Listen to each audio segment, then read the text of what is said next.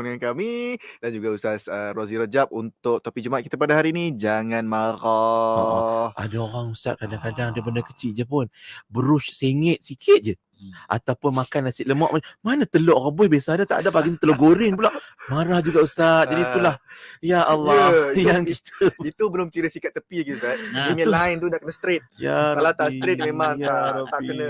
Mana kata sebenarnya kita tak pasti Allah Ta'ala Allah alam. Maknanya apa hikmah di sebalik Rasulullah sebutkan la taghdab, dan Rasulullah ulang kembali nasihat baginda tu pada sahabat yang bertanya tu. Makna kata besar sangat Ustaz hikmahnya. Macam mana Ustaz?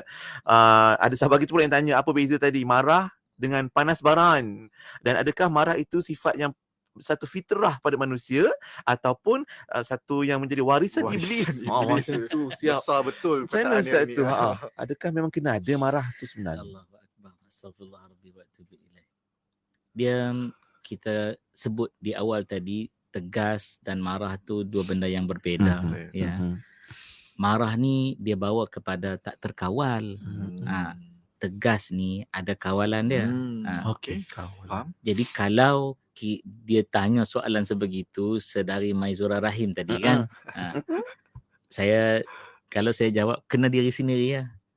Memang warisan iblis, na'udzubillahi min dzalik kan. Sebab marahnya iblis dalam ibadah dia 1000 tahun ya. 1000 tahun beribadah jadi abid pada Allah Subhanahu Wa Taala kerana tak puas hati.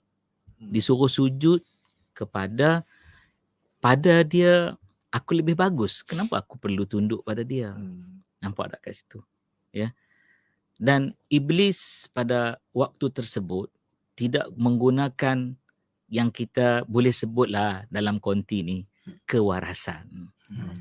Ya. Kita boleh sebutlah, tapi bila datang marah ni, waras tu entah ke mana pergi. Ya. Sebab tu bila tengok pian teringat bahasa orang Jawa, kabare pun wak kan, apa dia jawab? Waras. Dia tak kata sihat, dia kata waras. Kan waras. Ada kaitan ya? Ada kaitan. Saya sebut ni kerana almarhum mantan rektor yang kedua, sekarang dah jadi Universiti Islam Selangor. Waktu saya berkhidmat di bawah beliau, ya. Beliau sebut perkataan ini, ya. Dia kata orang Jawa bila dia jawab dia sebut waras tu terlalu besar pengertian dia. Okey. Ya, antaranya membedakan kita dengan tindakan iblis yang hilang kewarasannya bila tak boleh menilai ya bahawa itu adalah perintah Tuhan. Kan? So memang tak boleh nak disangkal lagi. Tak boleh nak disangkal. Kena ikut. Ikutlah. Kan? Siapa kita bila Allah Ta'ala sebut aqimus salah untuk nak kata kenapa kena solat? Ya Allah. Ya. Wa atuz zakah, dan keluarkanlah zakat. Kenapa? Ini harta yang aku cari. Sedangkan dia lupa rezeki itu yang diberi oleh Allah. Ya. Jadi saya pesanlah pada diri saya sendiri dan semua supaya jangan bawa pewarisan iblis ini. Ya. Iblis kalau dia dah berjaya, dia akan seronok kerana itulah yang dia nak buat kepada keturunan Adam alaihi salatu wassalam. Ya. Jadi benarlah apa yang ditanyakan tadi, ya. Pewarisan iblis, dan benda itu macam mana boleh datang dalam diri kita, ya? Kerana kita ada unsur panas, ya. Kalau kita pegang badan kita sejuk ke panas? Kita mamalia Ustaz. Memang panas.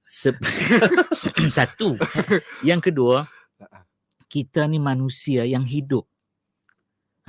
Cuba letak temperature ke orang mati. Okey. Allahu Akbar. Kita sedang hidup ni.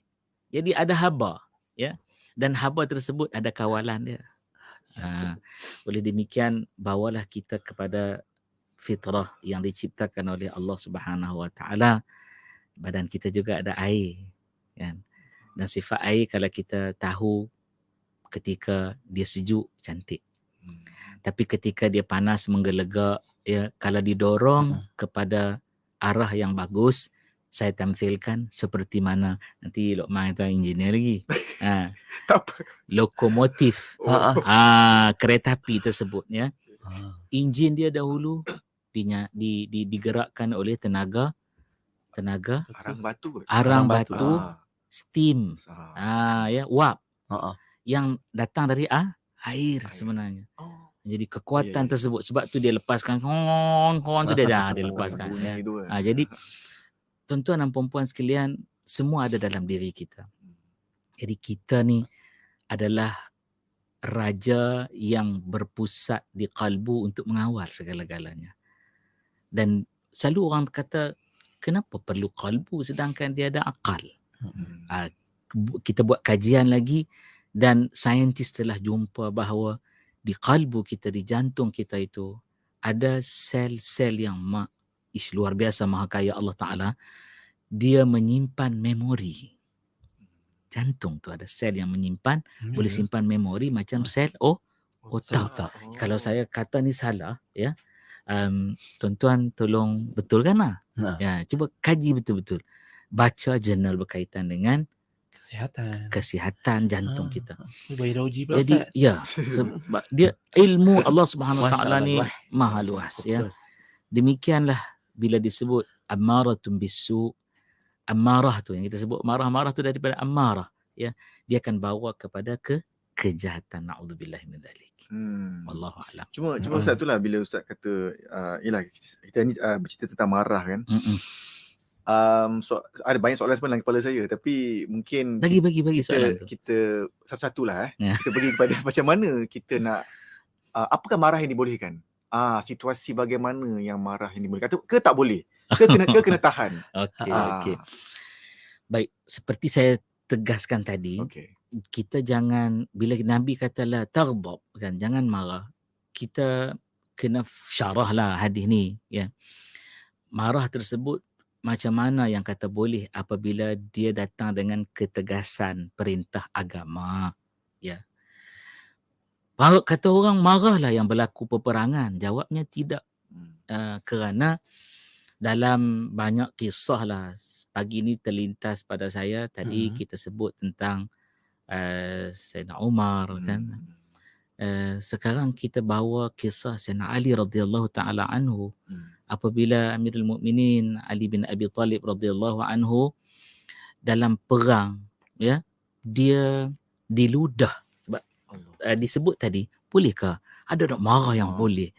Ni cerita dalam perang. Kita nak beda antara tegas perintah agama kan, perintah Allah untuk berperang, ya. Lalu dalam perang tersebut, adakah dia datang dengan amarah ataupun laksana perintah Allah dengan ketegasan? Okey.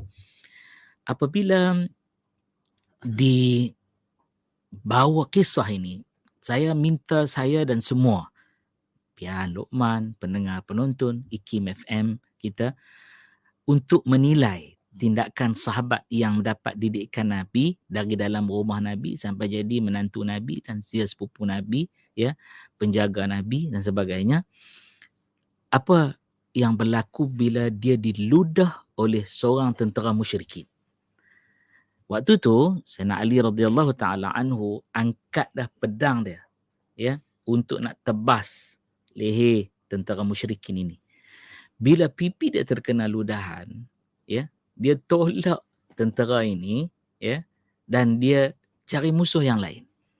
Habis perang, ringkas cerita ni seronok bila pian ada kisah-kisah sebentar lagi kan. Dia seronok, manusia suka dengan cerita.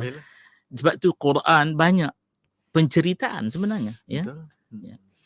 Lalu bila lelaki ni dia selamat, dia tak mati dalam perang tersebut, tawanan ni diminta, nak engkau nak apa hajat engkau, ya.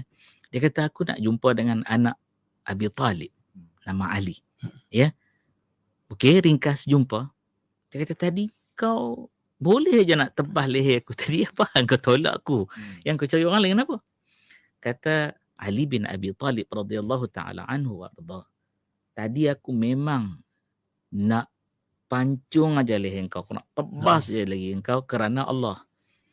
Bila engkau ludah aku bertukar tadi, ya, timbul satu rasa amarah kerana ludahanmu.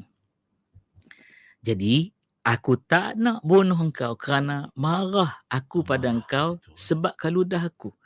Aku tidak mahu mengotori pedangku ini dengan darah engkau yang tak selayaknya aku tumpah kerana marah aku, tapi bukan kerana Allah. Dia jadi personal. Bila kena ludah tu marah dia jadi personal. Yes. Sedangkan sebelum tu dia Perintah sebab Allah. perintah Allah Perintah berjihad Allah. itu, Ya. masya-Allah. Dia boleh switch macam tu, Ustaz. Boleh faham tak daripada kisah ini? Jadi bila Luqman tanya tadi, bolehkah kita marah Ustaz? Saya bawa kisah ini agar kita boleh menilai diri kita sendiri. Diri kita sendiri. Tapi orang alim ke, sebagainya ke, ya, bila hilang warak, tu kena beda. Alim dengan warak ni lain. Warak ni dia jaga. Ya. Ramai orang alim tapi tidak warak. Tu yang kita takut pian. Ya, dan semua pendengar penonton IKIM FM. Luqman, ramai orang ada ilmu tapi dia tak jaga dengan ilmu. Saya pesan diri saya, bukan orang lain.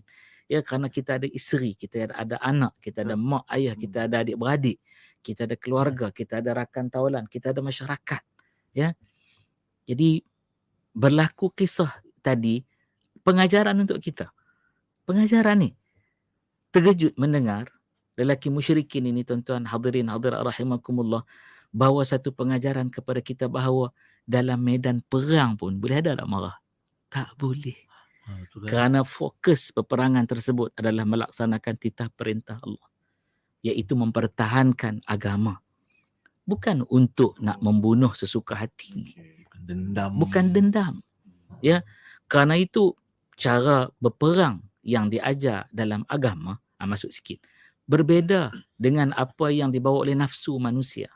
Ya, hingga wanita, orang tua, orang lemah, kanak-kanak, tumbuhan, ya, tak boleh dirosakkan. Nampak tak kat situ? Tapi kalau orang hilang pedoman dalam peperangan, habis semua, dibongkar, dirosakkan, dijahanamkan dan sebagainya. Ya, itulah dia untuk kita memahami panduan boleh ke? Orang akan tanya kan.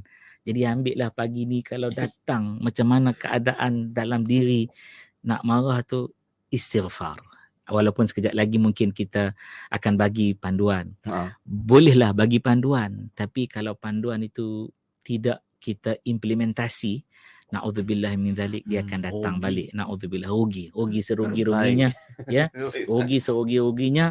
Karena itu tolong faham pagi ni untuk saya dan semua, beda antara tegas. Kita tegas dengan anak, ya. Kita tegas dengan anak dan kita marah anak. Sekarang orang kata marah-marah sayang tu macam mana pula?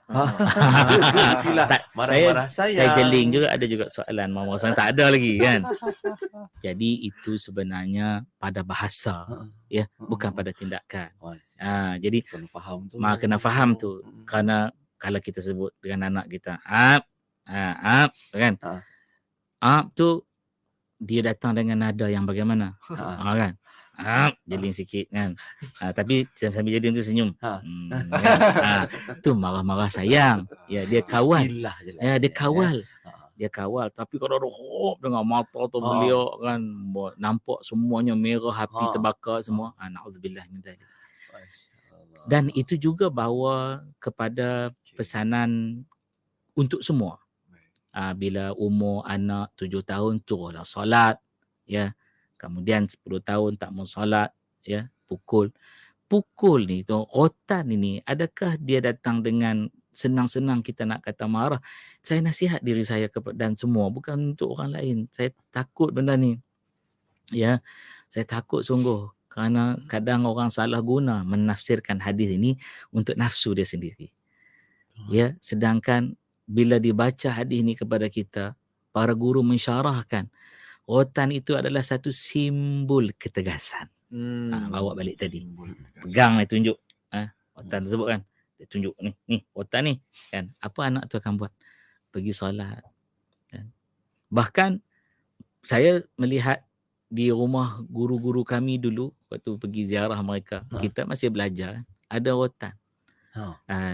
Gantung. Elok bagi nampak. Kita pergi tengok lagi kan, kedudukan rotan tu sama aja. Macam tak bergerak pun. Rupanya dia jadi hiasan. Nampak tu. Jadi ketika nampak tu, anak ni tahu bahawa ayah dia sedang bagi satu perintah dengan ketegasan. Bukanlah nak rotan. Ya. Sama juga dengan cerita kalau isteri tu gini pukul. Orang selalu guna pukul ni pukulan sayang nak mendidik. Astaghfirullah, satu fitnah kepada agama. Jangan. Dan orang nak selesaikan diri dia, dia membinkan tindakan jahat dia tu dengan agama. Ini masalah. Ya kan. Nabi suruh ni, lebih dahsyat lagi ni, agama kita suruh. Sudah. Na'udzubillah min dzalik. Sebab tu kalau kita tengok dalam teroris contohnya, bagaimana mereka menghadapi musuh mereka? Maka sembelih. Ada benda tu dalam agama? Tak ada. Dan sembelih tu dirakam, ditunjukkan, ditonjolkan, ya. Tak ada. Bukan sebegitu sebenarnya, ya. Jadi na'udzubillahi min dzalik, bersihkan agama kita daripada faham-faham negatif yang boleh merosakkan pandangan orang lain pula terhadap agama yang mereka sedang belajar untuk kenal Islam yang penuh dengan namanya Islam kesejahteraan. Wallahu a'lam. Masya Allah. Terima kasih Ustaz untuk pesanan-pesanan tadi tu. Macam-macam Ustaz dah kongsikan. Dan kita nak berehat sekali lagi sekejap. Dan kejap lagi mungkin nanti terbayang satu perkara. Macam pagi ni dengar suara Ustaz Razi tenang menyampaikan ilmu dan panduan pada kita pada tajuk La Taghdab ni. Ada orang kadang-kadang, ada seorang ni datang berapi-api, berasap semua dah nak marah ni. Tapi bila jumpa dengan seorang ni kan, dia rasa macam, alah, tak jadi nak marah. Macam mana nak jadi macam orang tu, Ustaz? Bukan yang marah tadi tu Yang kita jumpa dia macam, alah, terus cair, terus tenang. Macam mana nak jadi insan yang hebat macam tu, Ustaz? Yang dia Alhamdulillah boleh mengawal marahnya dan juga boleh menyejukkan orang yang sedang marah. Transfer dia punya ketenangan tu kepada orang lain. Boleh tak Ustaz? Tak kira? InsyaAllah. Tapi Ustaz sebelum tu ni tadi Ustaz kata pasal jantung memori apa semua tu kan. Dia kata ada dengar transplant jantung, penerima ada memori penerima jantung. Ya. Dahsyat Ustaz. Kita ada Allah SWT. Kan? Okey. Baik, itu sedikit perkongsian dan kita akan sambung kejap lagi